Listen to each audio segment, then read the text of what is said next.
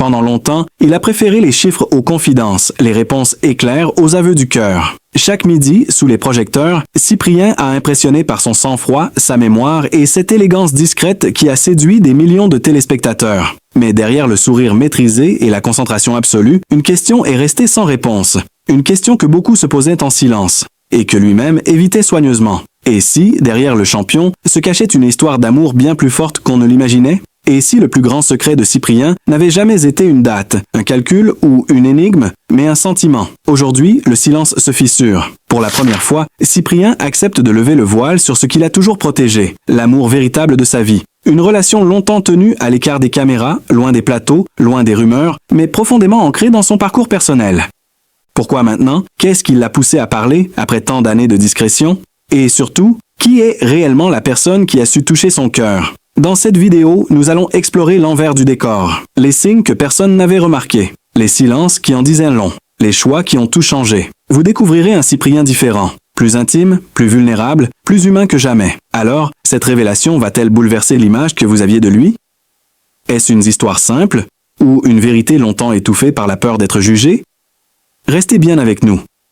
Car parfois, la plus belle victoire n'est pas celle que l'on remporte à l'écran, mais celle que l'on vit en secret. Les premiers signes étaient là, bien avant que les mots ne soient prononcés. À l'automne 2023, alors que Cyprien enchaînait les participations sur le plateau de Les 12 coups de midi au studio de la Plaine Saint-Denis, certains téléspectateurs attentifs avaient remarqué un changement subtil. Rien de spectaculaire, juste une nuance, une sérénité nouvelle. Un regard qui, parfois, semblait ailleurs, comme tourné vers une présence invisible mais essentielle. À Paris, entre deux enregistrements, Cyprien avait pris l'habitude de s'éclipser discrètement. Pas de soirée mondaine, pas d'interview à répétition. Il préférait les lieux calmes, une librairie du 5e arrondissement, un café discret près du canal Saint-Martin ou encore de longues promenades nocturnes le long de la Seine. Des habitudes qui, à l'époque, semblaient anodines. Aujourd'hui, elles prennent un tout autre sens, car c'est précisément à cette période que son histoire d'amour a pris une tournure décisive. Une relation née loin des caméras, bien avant la notoriété, à des centaines de kilomètres des projecteurs parisiens.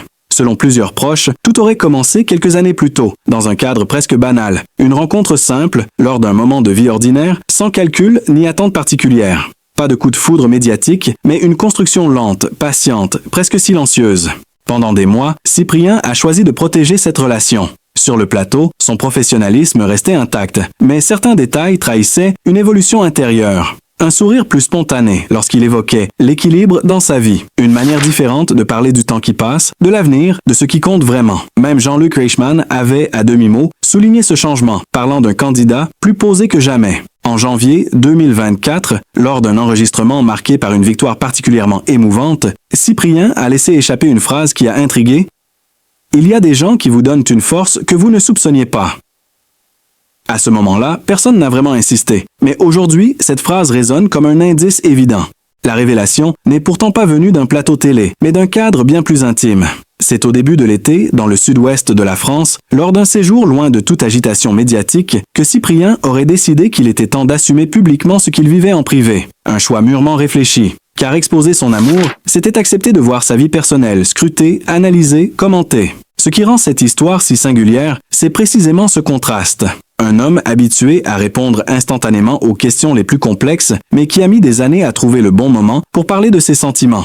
Pourquoi ce silence? Par peur de briser quelque chose de fragile, par respect pour l'autre, et peut-être aussi par volonté de préserver un espace qui lui appartenait encore. Aujourd'hui, en évoquant enfin cet amour, Cyprien ne cherche ni à choquer, ni à séduire davantage le public. Il raconte une évidence, une présence constante, discrète, qui l'a accompagné dans les moments de doute, dans la pression des tournages, dans la pré-victoire comme dans la fatigue accumulée, une personne qui n'apparaissait jamais à l'écran, mais qui était toujours là, en coulisses. Et alors que cette vérité commence à émerger, une question demeure. Cette révélation marque-t-elle un nouveau chapitre dans la vie de Cyprien? Ou n'est-elle que la partie visible d'une transformation plus profonde, entamée depuis longtemps, bien avant que le public ne s'en aperçoive? Ce basculement intérieur coïncide avec un autre tournant, beaucoup plus visible celui-là, l'instant précis où Cyprien cesse d'être un simple candidat prometteur pour devenir un visage familier, presque incontournable, du paysage télévisuel français. Le processus n'a rien d'instantané. Il se construit jour après jour, victoire après victoire, sous les lumières blanches du plateau de Les 12 coups de midi, à la Plaine Saint-Denis. Tout commence réellement au début de l'année 2023. À ce moment-là, Cyprien n'est encore qu'un participant parmi d'autres, apprécié pour sa rigueur et sa discrétion. Mais très vite, quelque chose se démarque. Sa façon de répondre n'est pas démonstrative, pas de gestes brusques, pas de triomphalisme. Il prend le temps, regarde l'écran, puis articule une réponse avec une précision presque clinique. Cette posture intrigue. Elle tranche avec le rythme habituel du jeu. Les audiences suivent. Sur les réseaux sociaux, certains extraits commencent à circuler. Des internautes relèvent avec sa constance, sa capacité à rester calme, même lors des questions les plus piégeuses. On parle de lui comme d'un candidat à part, un qualificatif encore flou, mais qui annonce déjà la suite. Le moment clé survient quelques semaines plus tard, lors d'une série de victoires consécutives qui installe Cyprien dans la durée. Chaque midi, à 11h50 précise, des millions de téléspectateurs retrouvent désormais ce visage concentré, ce regard qui ne se détourne presque jamais de Jean-Luc Reichmann. Dans les loges, l'équipe commence à murmurer « Il pourrait aller loin, très loin ». À Paris, le succès commence à modifier son quotidien. Les déplacements deviennent plus compliqués. Dans le métro, certains le reconnaissent. Un sourire, une phrase discrète. « Vous êtes le champion de midi, non ?» Cyprien reste poli, parfois surpris. Il n'a pas encore intégré ce nouveau statut. Pour lui, tout cela reste provisoire, presque irréel. Pourtant, les signes s'accumulent. Les médias spécialisés commencent à s'intéresser à son parcours. Des articles évoquent son sang-froid, sa préparation méthodique, son rapport presque intellectuel au jeu. On analyse ses performances, on calcule ses statistiques. Son nom apparaît régulièrement dans les titres en ligne, associé au mot « phénomène ». Ce qui frappe rétrospectivement, c'est que cette montée en puissance se déroule en parallèle d'un changement plus intime. Sur les images d'archives, on le voit parfois esquisser un sourire discret après une victoire importante, comme s'il pensait à quelqu'un d'autre que lui-même. À l'époque, personne n'y prête attention. Aujourd'hui, ces instants prennent une autre dimension. Le véritable basculement médiatique a lieu lors d'une émission diffusée au printemps 2024. Ce jour-là, l'ambiance sur le plateau est particulière. La cagnotte atteint un montant symbolique. Les applaudissements sont plus longs, plus nourris. Jean-Luc Reichmann lui-même souligne le parcours exceptionnel du candidat. Cyprien reste fidèle à lui-même, humble, presque en retrait. Mais le public, lui, a déjà tranché. Il est devenu une figure. Dès le lendemain, les demandes d'interviews se multiplient. Radio, presse écrite, plateforme numérique. Cyprien accepte avec parcimonie. Il répond sur le jeu, sur la concentration, sur la pression. Jamais sur sa vie privée. Cette frontière, il la maintient fermement. Pourtant, certains observateurs notent une évolution dans son discours. Il parle davantage de soutien, d'équilibre, de stabilité émotionnelle. Des mots qui n'apparaissaient pas auparavant. Dans les coulisses, le succès commence aussi à peser. Les journées s'allongent. Les enregistrements s'enchaînent. La fatigue se fait sentir, mais là encore, un détail interpelle ceux qui le côtoient. Cyprien semble mieux gérer la pression que prévu, comme s'il puisait sa force ailleurs que dans la seule compétition, comme si quelque chose ou quelqu'un l'aidait à tenir. À mesure que sa notoriété s'installe, son image se précise, celle d'un champion sérieux, accessible, presque rassurant. Un candidat qui ne cherche pas à briller, mais qui impressionne par sa constance. Cette authenticité devient sa marque de fabrique, et c'est précisément ce qui attache le public. Le succès, pour Cyprien, n'a donc rien d'un feu d'artifice soudain. C'est une progression silencieuse, maîtrisée, presque à son image. Une ascension qui, vue de l'extérieur, semble parfaitement contrôlée. Mais en coulisses, elle s'entrelace déjà avec des choix personnels, des priorités redéfinies et une vie qui, lentement, commence à se transformer sous l'effet conjugué de la reconnaissance publique et d'un amour jusque-là resté dans l'ombre. Et tandis que la France entière apprend à connaître le champion, une autre histoire continue de se jouer, en parallèle, loin des caméras. Une histoire dont l'influence sur cette réussite commence seulement à se deviner. Ce que le public découvre tardivement, alors que Cyprien est déjà installé sous les projecteurs de Les 12 coups de midi, c'est que cette maîtrise apparente n'est pas née sur un plateau de télévision. Elle s'est forgée bien plus tôt, dans un cadre nettement moins confortable, loin des lumières et des applaudissements. Cyprien grandit dans une France périphérique, au tournant des années 1990, dans une ville moyenne où les opportunités ne sont ni évidentes ni abondantes. L'environnement est modeste, parfois instable.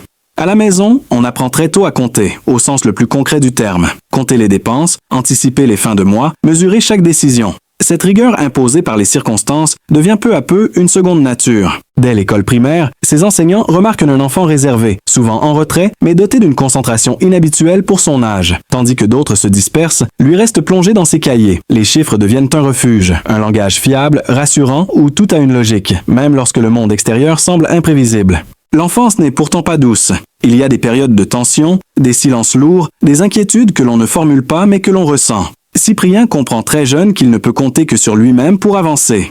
Cette lucidité précoce façonne son caractère. Il observe plus qu'il ne parle. Il écoute plus qu'il ne se plaint. Au collège, dans les années 2000, il se distingue déjà par une discipline personnelle rare. Pas par éclat, mais par constance. Il travaille quand d'autres abandonnent. Il recommence quand d'autres se découragent. Certains camarades le trouvent distant, presque froid. En réalité, il est simplement concentré sur une seule chose, se construire une issue. Les difficultés financières limitent les loisirs, les voyages, les distractions. Mais elles ouvrent aussi un espace inattendu, celui de la réflexion. Cyprien lit beaucoup. Il s'informe. Il développe une mémoire structurée, nourrie par la répétition et la méthode, des compétences qui, à l'époque, semblent sans finalité précise, mais qui s'ancrent profondément. Les proches se souviennent aujourd'hui d'un adolescent capable de passer des heures à résoudre des problèmes, à apprendre des données par cœur, non par plaisir ostentatoire, mais par besoin de contrôle, comme si comprendre le monde était une manière de s'en protéger. Cette attitude, longtemps perçue comme une simple manie, apparaît désormais comme un mécanisme de survie. À la fin du lycée, alors que les choix d'orientation se posent, Cyprien fait face à une pression supplémentaire, celle de ne pas se tromper. L'échec n'est pas une option, il n'y a pas de filet de sécurité. Cette exigence, il la retourne contre lui-même, se forgeant une rigueur presque implacable. Chaque réussite est une victoire silencieuse contre un passé fragile. Ce qui frappe, avec le recul, c'est la cohérence de ce parcours. Le calme qu'il affiche aujourd'hui face aux caméras n'est que la continuité d'un sang-froid acquis très tôt. L'absence de démonstration excessive n'est pas un choix médiatique, mais une habitude ancienne. Ne pas se faire remarquer, ne pas attirer l'attention inutilement, avancer. Même ses silences actuels sur sa vie privée trouvent leur origine dans cette enfance marquée par la retenue. Protéger ce qui compte, garder pour soi ce qui est essentiel. À l'époque, c'était une dure nécessité. Aujourd'hui, c'est devenu une posture. Lorsque Cyprien évoque parfois, à demi-mot, le chemin parcouru, il ne s'agit pas d'une formule creuse. Derrière cette expression se cache une trajectoire faite de renoncement, d'efforts constants et d'une volonté farouche de ne pas répéter les fragilités du passé. Chaque étape franchie est une réponse silencieuse aux années d'incertitude. Et tandis que le public le découvre sous les traits d'un champion serein et accompli, cette enfance longtemps tue éclaire d'un jour nouveau ses choix, ses silences et cette manière si particulière d'aborder le succès, non comme une fin, mais comme une étape de plus dans une construction entamée bien avant que son nom ne devienne familier aux téléspectateurs. Cette enfance marquée par la retenue et l'observation a profondément façonné la manière dont Cyprien aborde, plus tard, sa vie personnelle. Contrairement à beaucoup d'autres figures médiatiques révélées par les 12 coups de midi, il n'a jamais cherché à exposer son intimité. Non par stratégie, mais par héritage familial. Ses parents occupent une place centrale dans cette histoire silencieuse. Des figures discrètes, éloignées du monde médiatique, ancrées dans une réalité simple et parfois rude. Le père, décrit par les proches comme travailleur et réservé, lui transmet très tôt le sens de l'effort et de la constance. Peu de discours, beaucoup d'exemples. La mère, plus attentive, plus présente émotionnellement, joue un rôle d'équilibre, offrant un soutien constant dans les périodes d'incertitude. Ensemble, ils forment un socle solide, bien que souvent éprouvé par les aléas de la vie. Dans les années 2000, alors que Cyprien poursuit ses études, la famille reste un refuge, pas un lieu de démonstration affective excessive, mais un espace de stabilité. On y parle peu des difficultés, mais on les affronte. Cette culture du silence protecteur s'ancre profondément en lui. Elle explique, des années plus tard, cette pudeur presque instinctive dès que les questions se rapprochent de sa sphère privée. Lorsque sa notoriété commence à grandir, à partir de 2023, ses parents restent volontairement en retrait. Ils assistent parfois aux émissions, toujours loin des caméras. Quelques images volées, quelques silhouettes aperçues dans le public, jamais plus. À l'époque, personne ne s'y attarde vraiment. Aujourd'hui, ce choix apparaît comme une continuité logique. Préserver l'essentiel, éviter l'exposition inutile. La question de la vie sentimentale de Cyprien intrigue longtemps. Il n'évoque jamais explicitement ses relations. Pourtant, certains signes laissaient déjà entrevoir une stabilité affective. Dans des interviews accordées à la presse régionale, il parle à plusieurs reprises de soutien quotidien et de présence rassurante, sans jamais préciser de qui il s'agit. Des mots choisis, jamais anodins. C'est aussi dans son rapport au temps que cette vie personnelle se dessine en creux. Cyprien n'est pas un homme pressé. Il évoque souvent l'importance de construire, de ne pas brûler les étapes. Une philosophie héritée de ses parents, mais aussi nourrie par une vision très claire de ce qu'il souhaite transmettre un jour. Car la question des enfants, bien que jamais abordée frontalement, apparaît par touches hautes successives. Lors d'un échange sur le plateau, il évoque l'exemplarité et la responsabilité d'être regardé. Des propos qui, sur le moment, semblent liés à son rôle de champion. Avec le recul, ils prennent une dimension plus intime, comme s'il pensait déjà à ce qu'il voudrait laisser derrière lui. Dans son cercle proche, on sait que Cyprien accorde une importance particulière à la transmission. Pas nécessairement par les mots, mais par les actes. Être présent. Être fiable. Des valeurs qu'il associe directement à son enfance et à l'éducation reçue.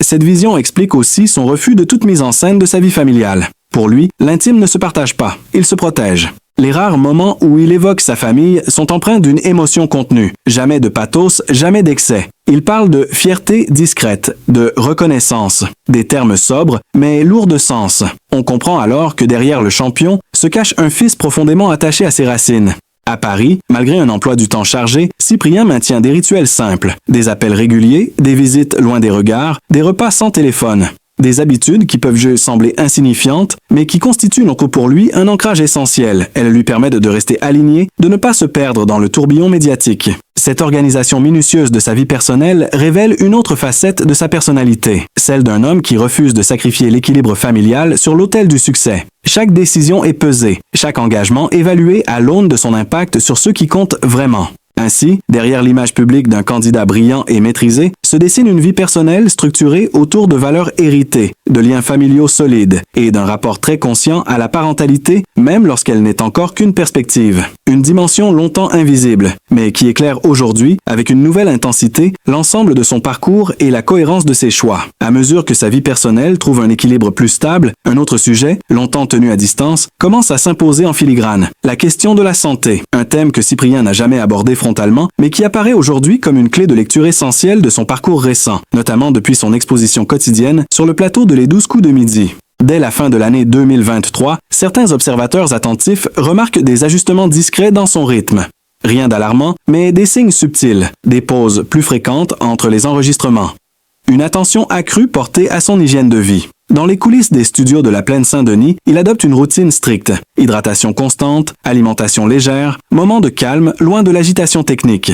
Ces précautions ne sont pas le fruit du hasard. La pression mentale liée à une exposition quotidienne, combinée à des journées d'enregistrement longues et répétitives, a progressivement imposé une discipline nouvelle. Cyprien comprend très tôt que la performance intellectuelle ne peut être dissociée de l'équilibre physique. Une prise de conscience renforcée par son histoire personnelle et cette vigilance constante héritée de l'enfance. À Paris, son quotidien s'organise autour de rituels simples mais structurants.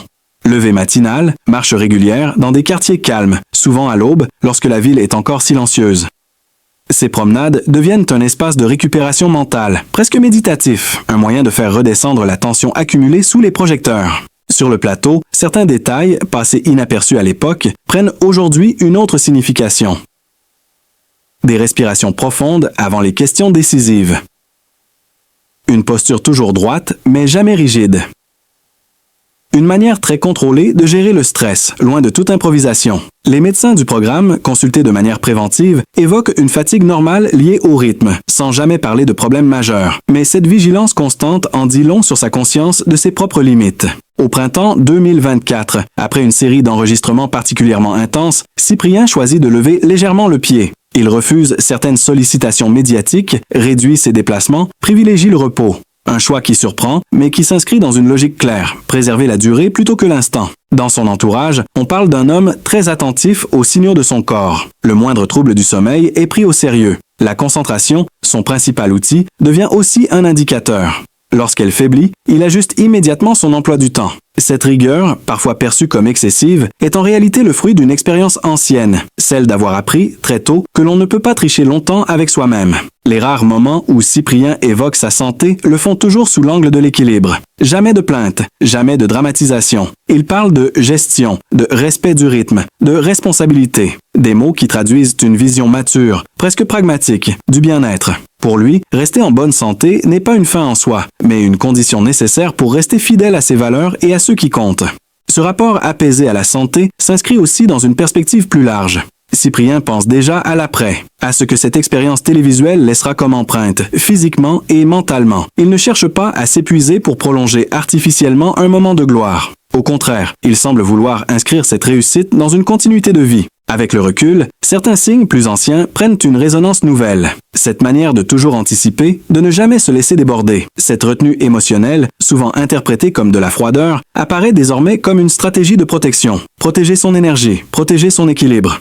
Aujourd'hui, Cyprien apparaît en bonne santé, mais surtout conscient Conscient de la fragilité de cet équilibre, conscient des exigences imposées par la notoriété, conscient aussi du fait que la véritable réussite ne se mesure pas uniquement en performance visible, mais dans la capacité à durer sans se perdre. Une vigilance silencieuse qui accompagne désormais chacun de ses pas, loin des projecteurs, mais toujours présente en arrière-plan, comme une ligne de conduite invisible. Ainsi, la vie de Cyprien ne se lit pas comme une succession d'événements spectaculaires, mais comme une construction lente, méthodique, presque silencieuse. Une trajectoire faite d'accumulations invisibles, de décisions discrètes, de renoncements assumés. Lorsqu'il apparaît chaque midi sur le plateau de Les 12 coups de midi, ce que le public perçoit n'est que la partie émergée d'un parcours bien plus ancien et plus dense. Sa vie adulte s'organise très tôt, autour d'un principe fondamental, garder le contrôle sans jamais chercher à dominer. À la différence de nombreux candidats happés par la notoriété soudaine, Cyprien ne modifie pas radicalement ses habitudes après ses premiers succès. Il continue à vivre entre Paris et ses attaches personnelles, refusant de centraliser toute son existence autour de la télévision. Cette stabilité géographique, longtemps jugée anodine, apparaît aujourd'hui comme une stratégie consciente de préservation. Dans les années précédant son passage à l'antenne, Cyprien mène une existence structurée, presque effacée. Travail, routine, engagement mesuré, rien ne dépasse, rien ne déborde. Il apprend à se connaître dans la durée, à identifier ses forces, mais surtout ses fragilités. Cette connaissance intime de lui-même devient l'un de ses plus grands atouts lorsqu'il entre dans l'arène médiatique. Le succès ne redéfinit pas son identité, il la met à l'épreuve. Chaque victoire, chaque reconnaissance publique agit comme un révélateur. Il comprend rapidement que la célébrité ne transforme pas une vie, elle amplifie ce qui existe déjà. Et ce qu'elle amplifie chez lui, ce sont la rigueur, la retenue, la profondeur. Avec le temps, Cyprien développe un rapport très particulier à la reconnaissance. Il l'accueille sans la rechercher. Il l'accepte sans s'y attacher. Cette posture intrigue, parfois déstabilise. Dans un univers où l'exposition permanente est souvent perçue comme une nécessité, il choisit la rareté. Peu de paroles, peu d'apparitions hors cadre, mais une cohérence constante. Sa vie est également marquée par une capacité rare à relier les époques.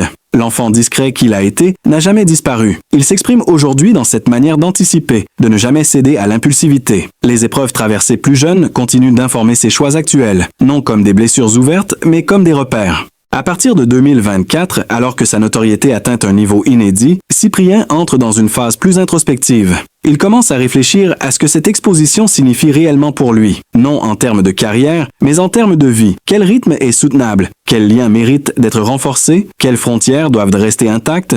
C'est aussi à ce moment-là que certains gestes prennent une valeur symbolique. Le refus de certaines propositions, pourtant attractives. Le choix de rester fidèle à une parole donnée, même lorsqu'elle pourrait être renégociée. Des décisions qui passent non inaperçues du grand public, mais qui dessinent une ligne de conduite très nette.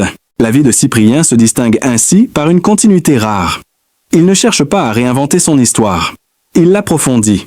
Chaque période vient enrichir la précédente, sans rupture brutale. Même la notoriété s'inscrit dans ce mouvement. Elle ne remplace pas ce qu'il était, elle s'y superpose. Ce qui frappe aujourd'hui ceux qui l'observent de près, c'est cette impression de solidité tranquille. Une solidité qui ne repose pas sur l'image, mais sur l'expérience, sur des années d'apprentissage silencieux, sur une capacité à rester fidèle à soi-même, même